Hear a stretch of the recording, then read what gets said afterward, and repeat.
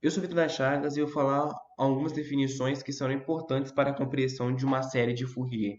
Vamos definir primeiro sequências. Sequência é todo conjunto ou grupo no qual seus termos estão escritos em uma determinada ordem. Uma sequência numérica é a função real com domínio natural que cada n associa um número real a n. Os números a n são chamados de termos da sequência. Nós temos esse exemplo, uma função de n igual a 2n.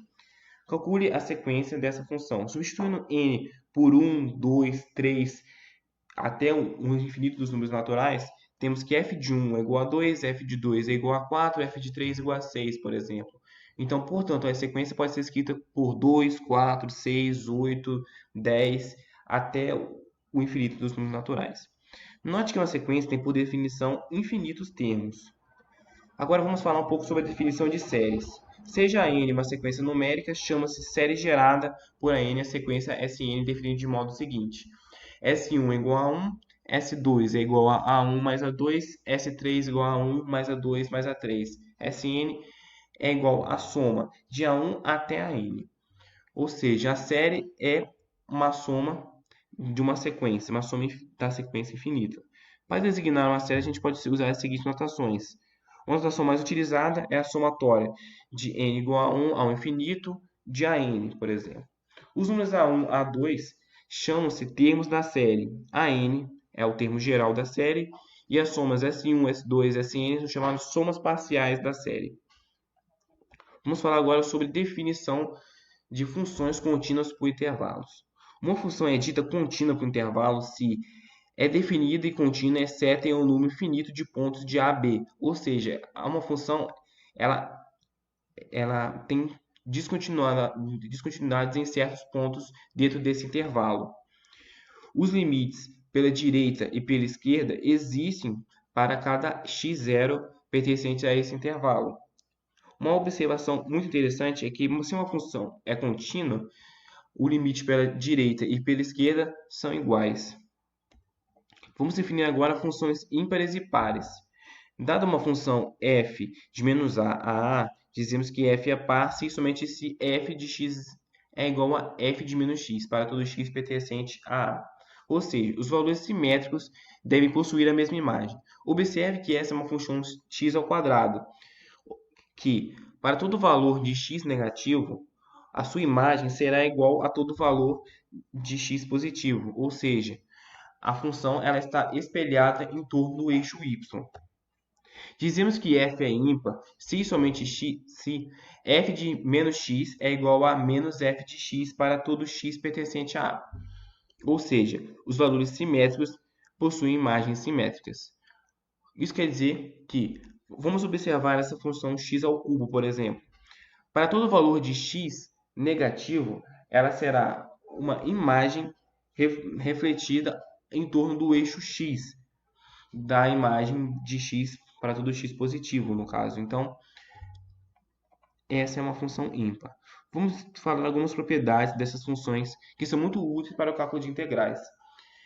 Uma função par multiplicada por uma função par é ainda uma função par. Uma função ímpar multiplicada por uma função par é uma função ímpar. E uma função par multiplicada por uma par ainda é uma função par. Pelas definições de cálculo diferencial integral, sabemos que, dada uma função f, se ela for ímpar dentro de um intervalo simétrico, por exemplo, de menos a a, então a integral de menos a será, de uma função ímpar será igual a zero. A prova disso, nós vamos utilizar a função x ao cubo e calculando a integral dessa função, nós podemos ver que dentro do intervalo de menos a será igual a zero. E se essa função for par dentro do intervalo de menos a, sua integral é dada por a integral de duas vezes de 0 a de f de x dx. A prova disso, vamos utilizar a função x ao quadrado. Se a gente fizer a integral de menos a dessa função e a integral de 0 a multiplicado por 2 dessa função, chegaremos no mesmo resultado. Vamos falar agora um teorema muito importante, que é toda função f dentro do intervalo de menos a pode ser escrita de maneira única como uma soma de uma função ímpar com uma par. A demonstração Vamos, seja f1 uma função ímpar, dada dessa forma, e f2 uma função par, dada dessa forma, podemos escrever uma função f de x que seja uma soma de uma função ímpar com uma par. Observe que nós demonstramos isso, fazendo f1 igual a par e f2 igual a ímpar. E nós chegamos em f de x. Um exemplo de uma função que é soma de uma função ímpar com uma par é a função e elevado a x. Agora vamos falar um pouco sobre funções periódicas. Uma função f de x é dita periódica com período t se f de x mais t é igual a f de x para qualquer x. Essa propriedade vale para qualquer n que multiplica o t. O gráfico de uma função assim é obtido pela repetição periódica de seu gráfico no intervalo qualquer de comprimento t. Isso será muito importante porque a série de Fourier ela vai fazer uma repetição periódica do gráfico das funções. No caso temos funções periódicas conhecidas como a função seno e cosseno. E no caso da série de Fourier, trabalharemos com funções dentro de um intervalo de menos π a π, ou seja, as funções serão 2π periódicas. Eu vou primeiramente introduzir com uma breve aplicação no caso. A série de Fourier, ela, por exemplo, pode ser aplicada na condição de calor numa placa estacionária bidimensional com suas soluções de contorno assim, ou no caso não necessariamente zero, se não me engano, mas sim com um valor especificado. Isso porque, segundo as hipóteses, cai numa equação laplaciana que tem como sua solução a utilização da série de Fourier. Mas já que eu comentei, o que é a série de Fourier? A série de Fourier ela é definida assim, sendo Bn, An constantes e a O também. Agora, para a série de Fourier ela ser garantido que ela convirge para a própria função, tem que garantir dois axiomas. Primeiro, que ela tem que ser contínua seccionalmente, que, por exemplo, de alfa a beta ela não é contínua. Mas se eu for aplicar a série de Fourier no intervalo de alfa até T1 ou nos outros intervalos seccionalmente contínuos, não tem problema nenhum. Ela vai convergir desde que a segunda hipótese também seja garantida, que as derivadas laterais existam e que convirjam. O que isso quer dizer? Vem da própria definição do limite. O limite lateral esquerdo e o direito, se desconvergirem, o limite existe. É a mesma ideia, só que no caso para a derivada. Vale a pena ressaltar que a derivada usa limite, até mesmo porque vem daí a definição. Agora, antes de determinar os coeficientes, se vale a pena muito frisar essas integrais. Para um intervalo simétrico, por ser uma função ímpar, essa integral é zero. Agora, essa daqui ela é par. Só que, resolvendo ela, você acaba encontrando que ela é zero, simplesmente porque é a integral do cosseno ou seno e tal. E agora, uma multiplicação de uma função par por uma função ímpar, ela dá uma função ímpar e logo com a mesma justificativa dessa vai zerar. Agora, a função seno de nx vezes função seno de mx para o caso de m diferente de n, a gente pode fazer a soma dos arcos cossenos. A gente soma a equação 4 menos a equação 3 e a gente obtém essa expressão aqui. Aí a gente vai, simplesmente substitui e a gente obtém essa expressão aqui, que vale a pena uma análise separada delas. Essa expressão, como foi definida lá em cima, embora eu não tenha frisado muito, m e n são números naturais inteiros não nulos, ou seja, o intervalo ser π a menos π, quando eu substituir aqui, qualquer número seja lá independente de m e n, vai dar um número múltiplo de π. Logo, o seno múltiplo de π é sempre zero. Sendo assim, tanto essa integral como essa integral vai zerar. Agora, por causa de m igual a m, vai dar seno de nx ao quadrado, usando a relação fundamental. Eu posso substituir justamente dentro da equação 3, que é a soma dos ângulos iguais. Substituindo aqui, eu vou chegar nessa expressão, que basicamente, isolando, eu sempre chego nessa expressão. Utilizando agora, substituindo pela mesma análise do seno, essa parcela vai zerar e essa daqui vai chegar nessa expressão exatamente. Somando as duas, menos com menos dá mais, dá π. E exatamente a mesma análise vale para a do cosseno. Só que aqui lá era menos, aqui é mais, mas isso não vai interferir em nada no seno, porque vai ser zero mesmo. E também, da mesma forma, não vai interferir na parte do m igual a n, porque aqui era menos, só que agora é mais. Usando as mesmas relações trigonométricas, a gente chega exatamente nessa expressão. E vai ser zero usando a mesma justificativa, e usando a mesma parte da equação vai dar π. Agora, já definido aquelas integrais, fica mais fácil definir os coeficientes. Como foi dito lá em cima,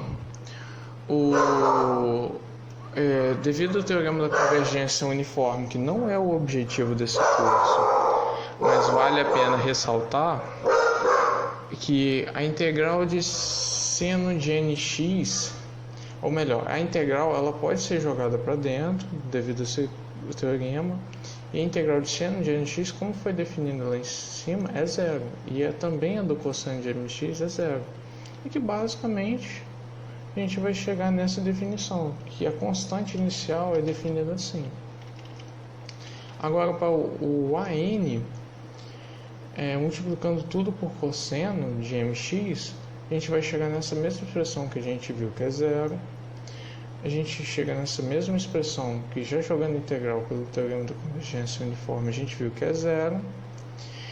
E que nesse caso aqui só vai ser diferente do que zero por causa de m diferente de n, que vai ser exatamente π.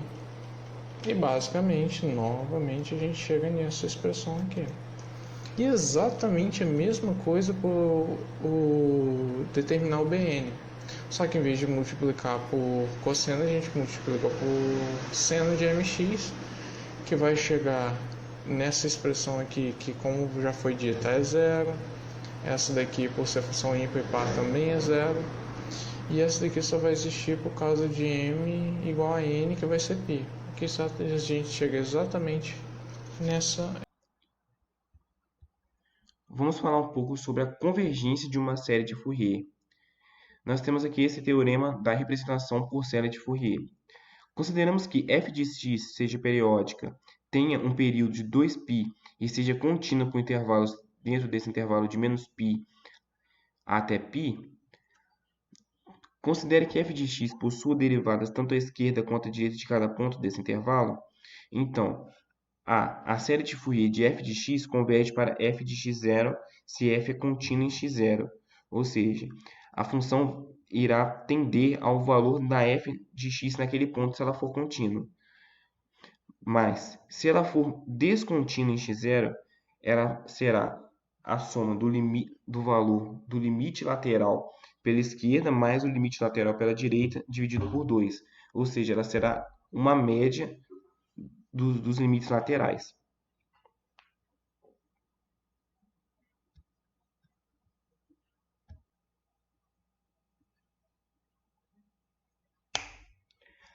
Agora que já sabemos como calcular os coeficientes da série de Fourier, já sabemos um pouco sobre ela, nós vamos resolver alguns exercícios. Então, seja f de x igual ao módulo de 4x, encontre a série de Fourier dessa função no intervalo de menos π a π. Observe que podemos escrever a função módulo de 4x da seguinte maneira: menos 4x se ela variar de menos π a 0 e 4x se ela variar de 0 a π. Note que, como essa é uma função par, o termo Bn da série será igual a zero, pois a multiplicação de uma função ímpar por uma função par é igual a uma função ímpar. E a integral dentro de um intervalo simétrico de menos π a π de uma função ímpar será igual a zero. Então, precisaremos calcular só o a0 e o an. O a0 é a integral de menos π a π de f de x dx multiplicado por 1 sobre π. Utilizando a propriedade de uma função par, nós podemos integrar de 0 a π e multiplicar essa integral por 2. Então, temos que o a0 será igual a 4π. Agora, calculando o coeficiente an, que é igual a 1 sobre π vezes a integral de menos π a π da função módulo de 4x vezes cosseno de nx. Observe que, como é uma função par, a gente pode fazer essa integral variar de 0 a π de 2π de 2 sobre π. No caso, agora vamos utilizar 4x cosseno de nx. Jogando o 4 para fora, vamos ficar com 8 sobre π, integral de 0 a π do x cosseno de nx. Resolvendo essa integral por partes, vamos ter que a n será igual a 8 sobre nπ cosseno de nπ menos 1.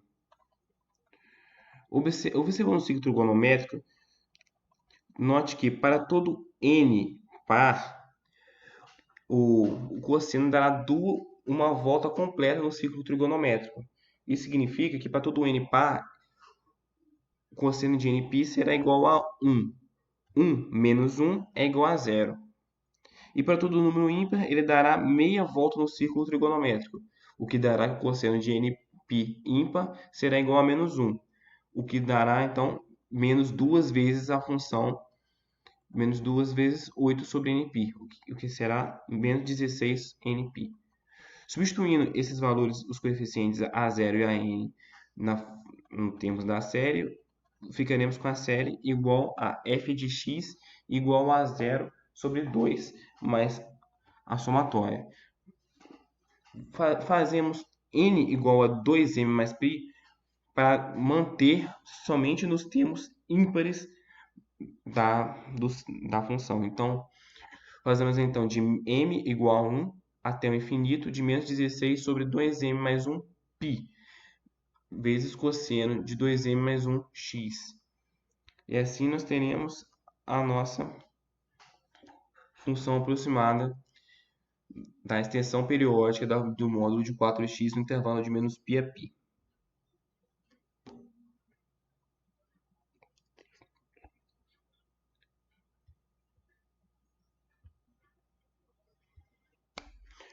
Observe que aqui nós temos a função módulo de 4x dentro do intervalo de menos π a π.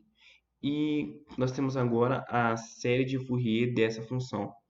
Observe que à medida que nós aumentamos o n, a série de Fourier tende a convergir para essa função na parte contínua dela.